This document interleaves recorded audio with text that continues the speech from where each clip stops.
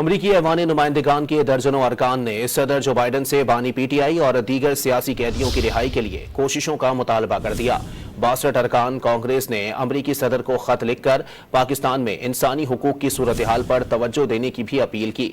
रुकन कांग्रेस ग्रेग किसार ने वाज़ेह किया है कि अगरचे बानी पीटीआई अमरीकी खारजा पॉलिसी के सख्त नाकिद रहे और उनके वाशिंगटन के साथ ताल्लुकात कशीदा रहे, इसके बावजूद अमरीकी ऐवान नुमाइंदगान की जानिब से ये एक इज्तिमाई कोशिश की गई है।